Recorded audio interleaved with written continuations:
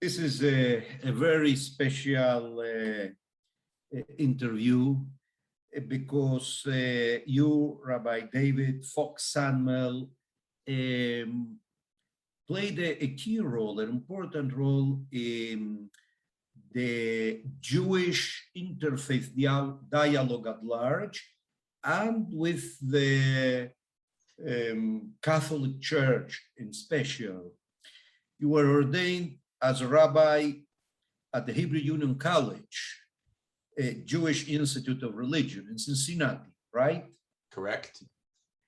You received a PhD from Penn University in religious studies. And this is a very interesting point when I studied your bio. You coordinated the publication of Dabra. Yes. We are going to talk about, because this was, let's say, the first Jewish expression or answer to Nostra Aetate, as far as I know, in America. America, I mean United States of America, which was published in the September 10th edition of from 2000 of the New York Times. You are the director of the Interfaith Affairs from the Anti-Defamation League, and which is more important maybe, vice chair of the International Jewish Committee on Interreligious Consultations. I'm going to interrupt you for just once. I'm actually now the chair, not the vice chair. Oh, so thank you so much. It's much more because you are in the consortium of organization that is the official Jewish dialogue partner of the Vatican, the World Council of Churches, and the Ecumenical Patriarch of Orthodox Churches. So your position here is as a chair and not as the vice chair. It's really a key position. It's really something very, very important. You are the liaison between for the dialogue between us and the Christian churches. And you are also a researchman, because you apported your commentary on First Thessalonians to the Jewish annotated New Testament, something also very special, published by Oxford University Press. So you are a researchman, a man of dialogue. So tell me how it was that you become to be what you are, a person of dialogue, a person who published a lot of things about religion. What inspired you to be a rabbi? And being a rabbi, to devote yourself, especially analyzing the phenomena of religion and the dialogue, especially in it. Well, the bottom line is that I went into the family business. My father of blessed memory, Samuel Sandmel, was a rabbi and a scholar of Bible and New Testament, or Old Testament and New Testament. And he was active in the period after the Second World War, through his death in 1979, which was in some ways the very important formative period for Jewish Christian dialogue. There weren't a lot of Jews at that point in time who had the sort of expertise in the New Testament and in early Christianity that he had. And he also just by personality, he was a very open person. He had a very gentle spirit, and he was able to build bridges where none had been before. And he wrote books like A Jewish Understanding of the New Testament, We Jews and Jesus, We Jews and You Christians. In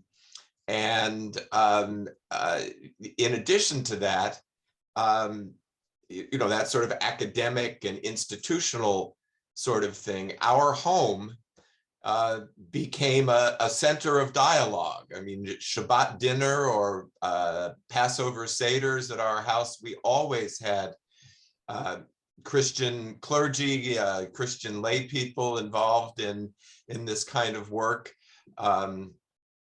It was unusual if there wasn't somebody in a collar or a habit or something at our table. My father taught at the Hebrew Union College, and therefore was instrumental in bringing Christian scholars and lecturers to speak at the college, and then they'd come to dinner at our home. And my mother as well was very much involved in this in her own way. Among other things, she wrote a novel for children that called All on the Team, that focused on a Jewish family and a Christian family and how the children got to know each other. And so this was just something we did in our home. And so I have one brother who went into the finance industry. I have another who became a folklorist, and I went into the rabbinate and specifically into this area. But clearly, the influence of both my father and my mother in this regard was central to the career choices that I made. Your father was born here in the United States? He was born in the United States, but he had older siblings who were born in the Ukraine. Because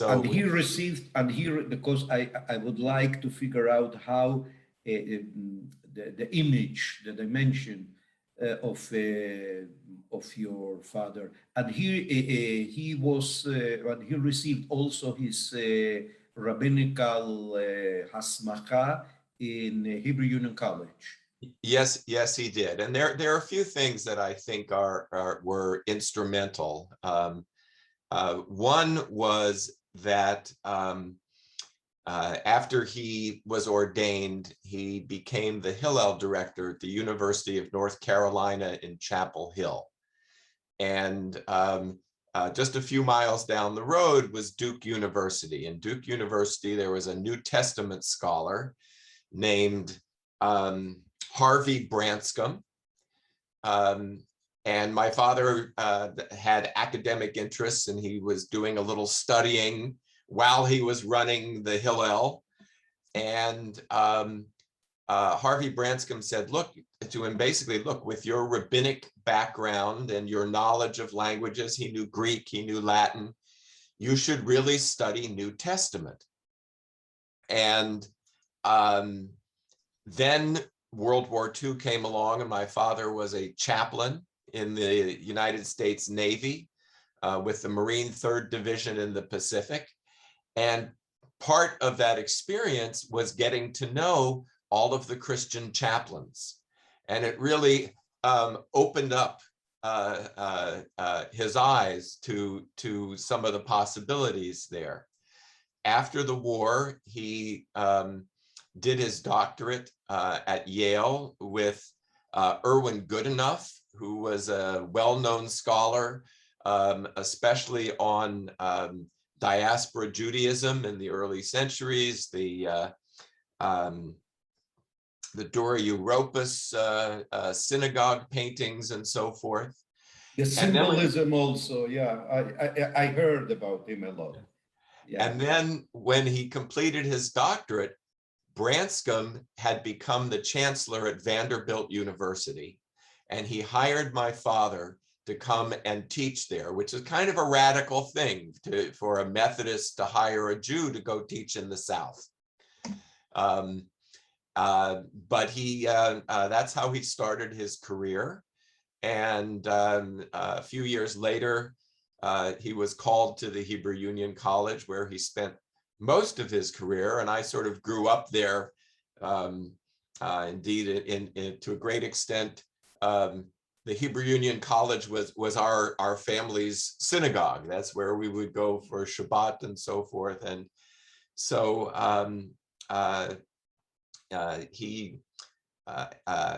his final position was that he was held the inaugural Regenstein Chair at the University of Chicago Divinity School. And again, he was appointed, I believe, in 1978, a first for a Jew to have that kind of a named chair at a prestigious American divinity school. You know, I learned a lot from him. I inherited his library. So how could I do something else? You decided, your destiny decided for you, and you gave an answer to your spiritual heritage. It's interesting, just a commentary to some idea that came to my mind hearing the bio of your father.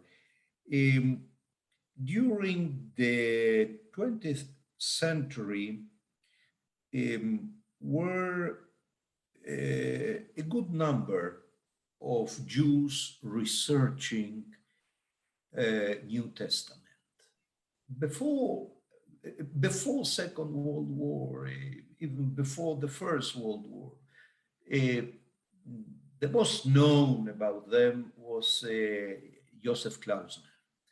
Mm-hmm. And which is interesting is how Jews began trying since the beginnings of the last century, beginning to understand that some kind of dialogue between the church and Judaism must be developed in order to improve both of our conditions, Christian condition and the Jewish condition.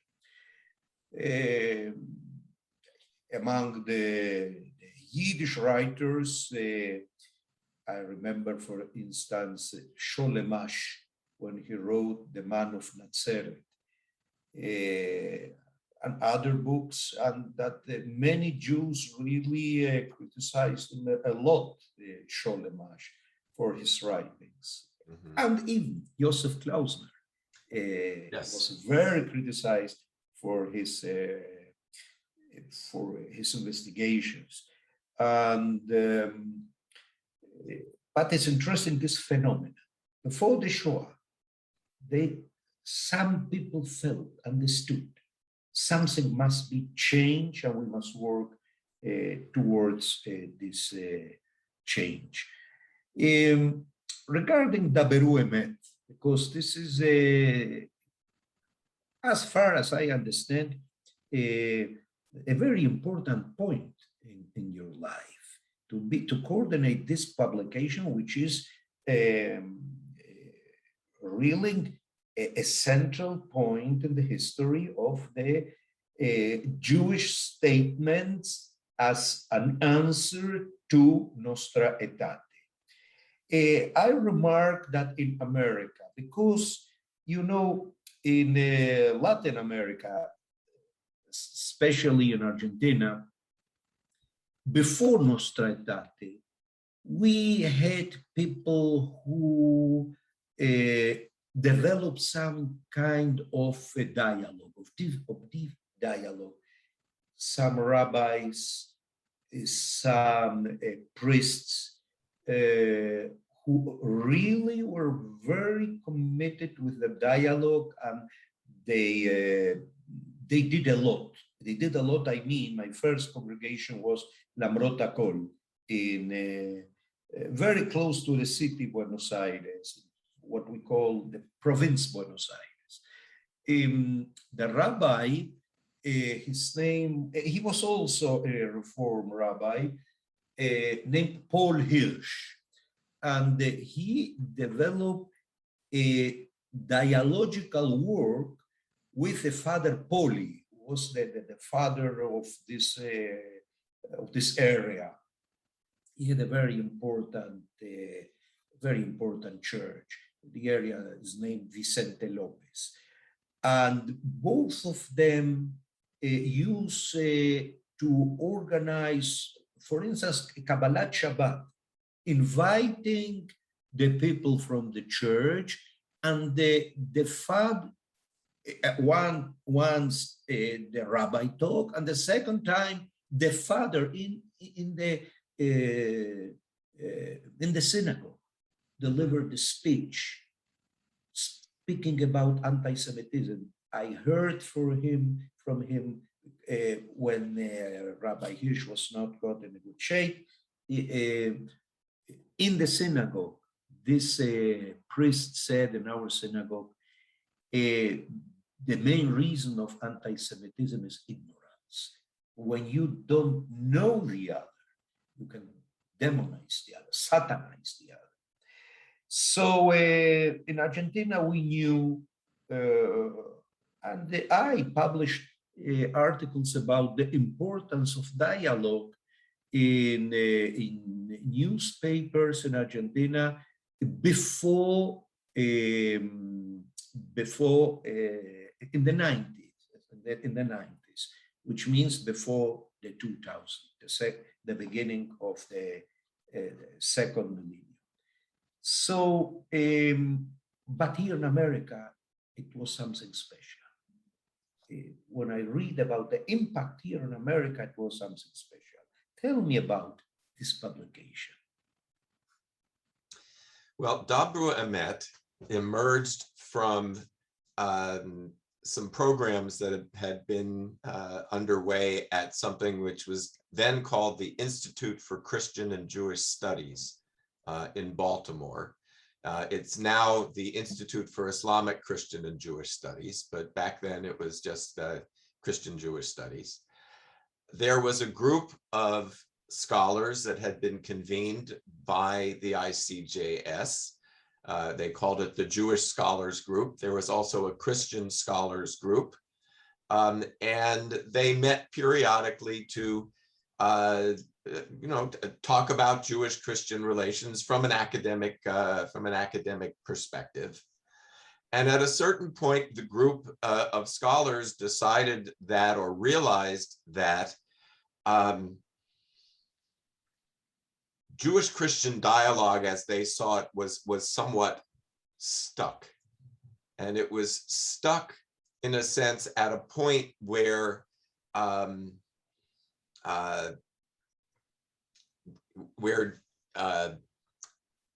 there was a lot of repetition of the past, of history. And it's important to understand where we came from. It was important to understand what the sources of tension were, and to understand what sort of language and what sort of teaching was problematic from a Jewish perspective.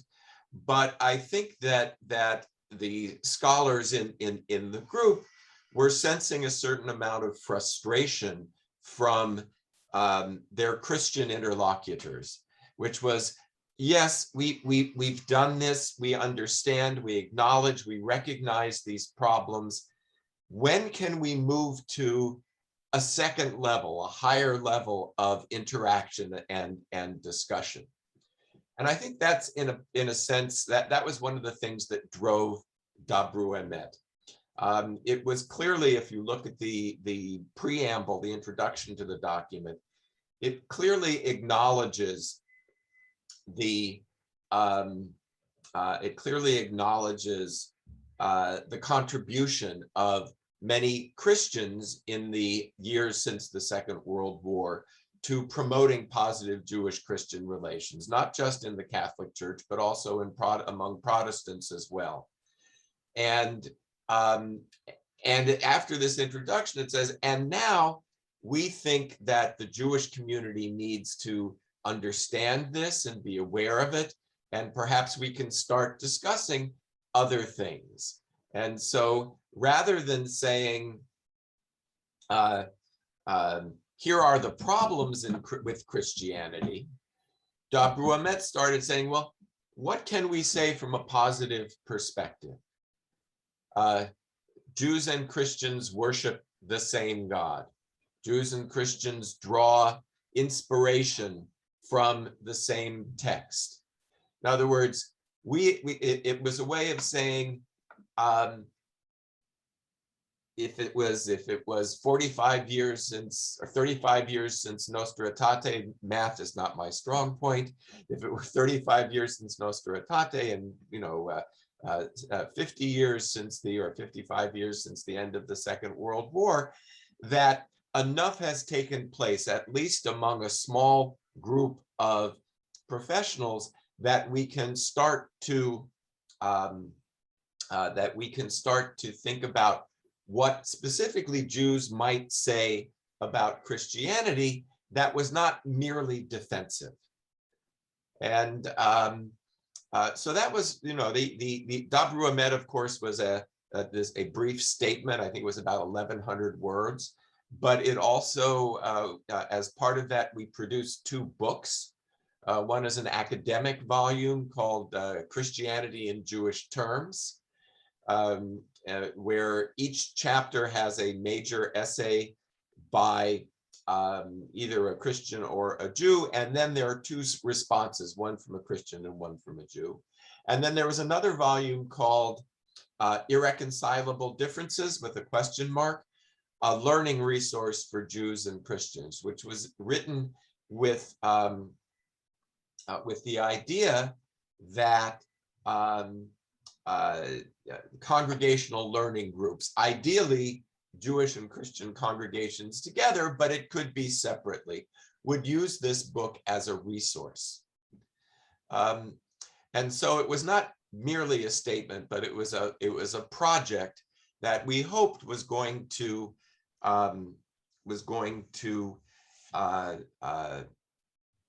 promote more study and more dialogue, especially on the congregational level, not just on the academic and clergy level, but on the congregational level. And I think Dabra Emet accomplished a couple of things. First of all, it is, to the best of my knowledge, the first public statement of its kind. Earlier, a group of from the French rabbinate had written a document, but they never published it. It was shelved. I don't quite remember the reasons why, and it was only published in the Revue des Études Juives after Dabra Emet had been published. So, and the other one was something, in fact, that my father wrote as an appendix or an addendum to his book, We Jews and You Christians, which is a proposed statement of what Jews could say about Christianity. But he was one person. It was published in a book. And I remember in an editorial section with the authors of Dabra Emet and the editors of the books that I was talking about, I photocopied this and passed it around to them. None of them had seen it before. Even Michael Signer of blessed memory, who had been my father's student.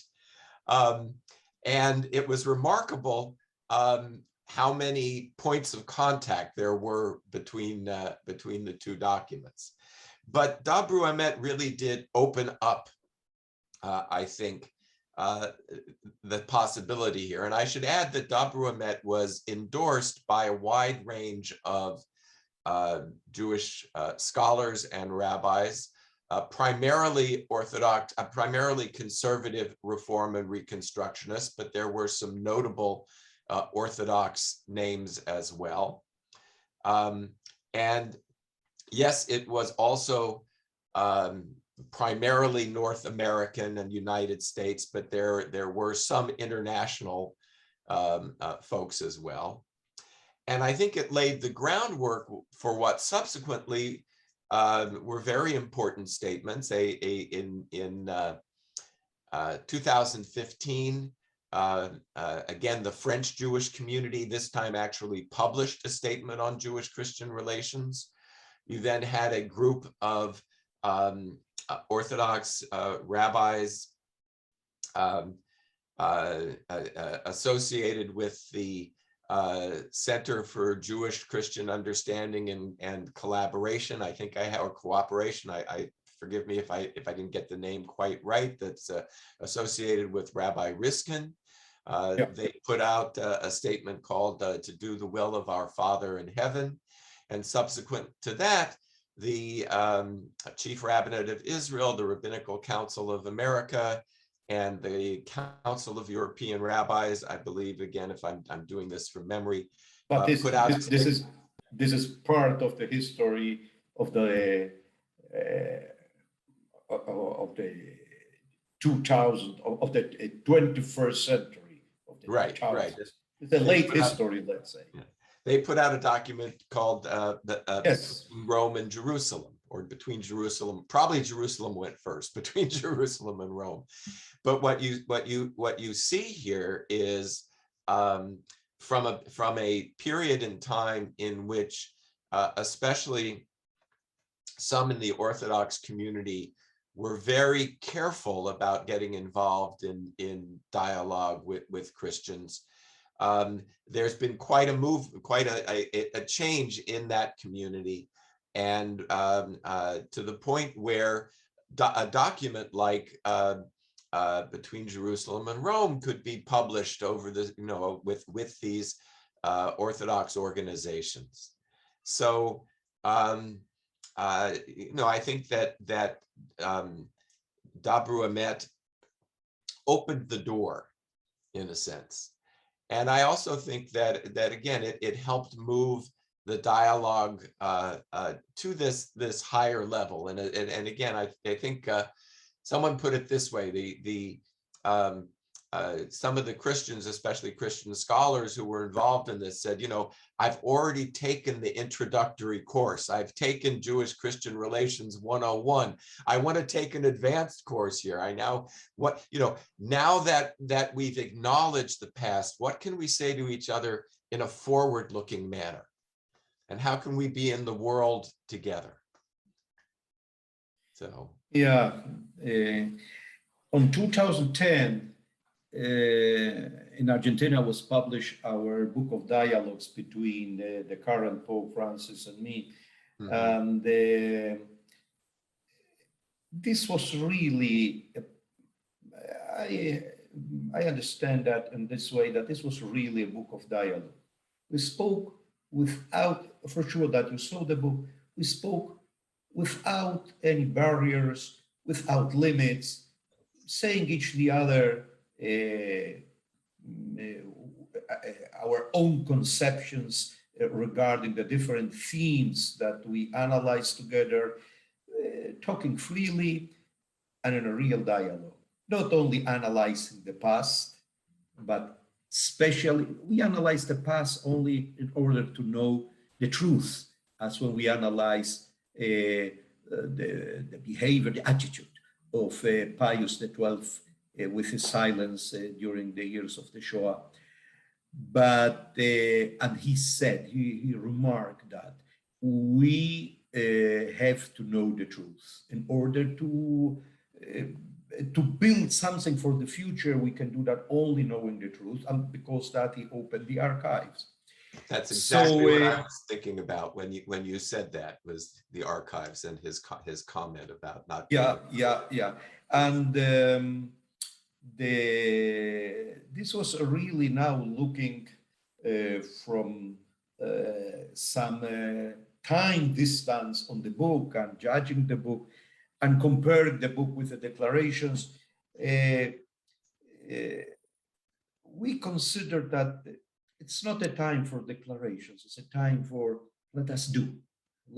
We must do. It's not only to say, it's not only to analyze, let's say theologically, the things, which is very important, but he and me, we like to be pragmatical persons. We would like to see something not in the theory, but facts. So because that everything that we did together was very, very practical, very, very applicable, immediate, with an immediate projection. So we are talking about the past, and this is of course that this is a very, very, very important point of the past. But what about the present? What about the future? Where we are standing in the dialogue? First, with our great partner, the Catholic Church, because our history of clashes in the past is especially in the Catholic Europe. So our great partner, in order to fix things of the past and to build something positive for the future, our natural partner is the Catholic Church. So where we are standing, and what's about the future? Well, I think that it's fair to say that the Roman Catholic Church has done amazing work, beginning with Nostra Aetate, and the various documents that followed Nostra Aetate, including including the We Remember reflection on the Shoah, including the gifts and callings of God are irrevocable. There are other documents in there. There are various papal speeches and so forth. They're very important moments. So, for example, when John Paul II visited the synagogue in Rome, and this iconic picture of the Pope and Rabbi Toaf smiling and embracing one another. And then the Pope went to Israel and went to Yad Vashem and to the Kotel, where the Western Wall, where he placed a prayer in the wall, talking about the failures of sons and daughters of the church in the past.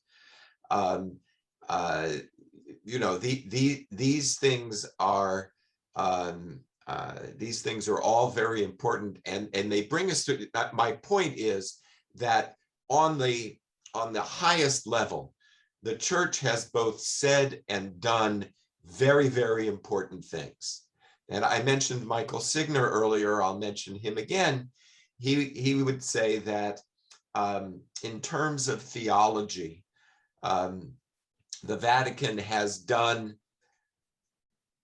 for all intents and purposes, everything that it needs to do in terms of, in terms of, in a sense, rebooting, if you will, rebooting the way it talks about and teaches about Jews and Judaism at the highest level.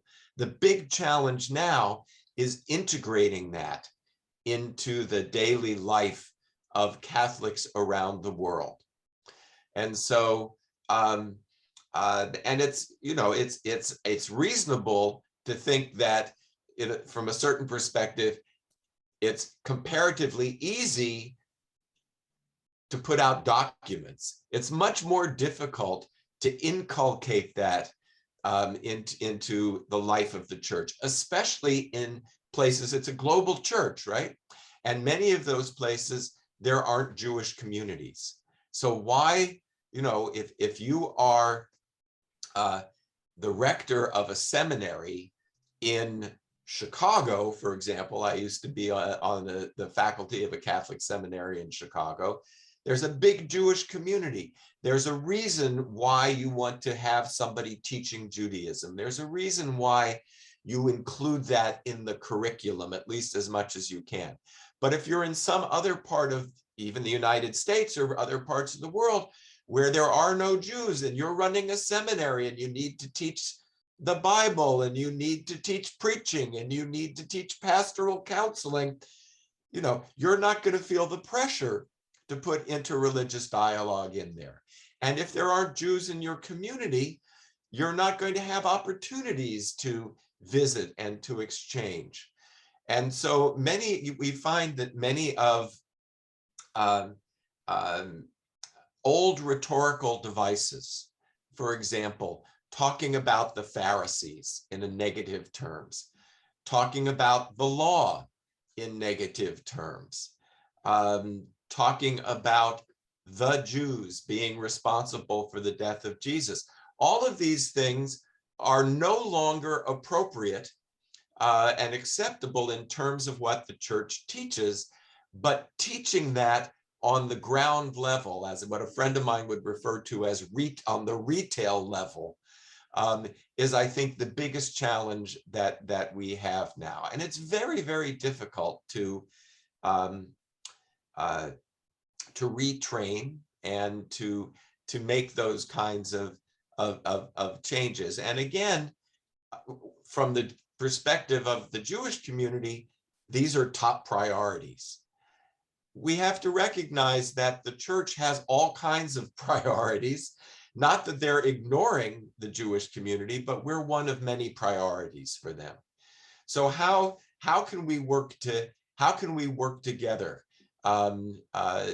work together to bring this down from Rome to the bottom level? And also, I think, how do we work together to show that our concerns are not just about the Jewish-Christian relation? That's important to us, but we have wider concerns. And so when the last time that the Vatican and the International Jewish Committee for Interreligious Consultations met, our theme had to do with migration and people's on the move, and what that says to both our communities, people on the move because of war, because of poverty, because of environmental degradation. These are challenges that our entire world faces.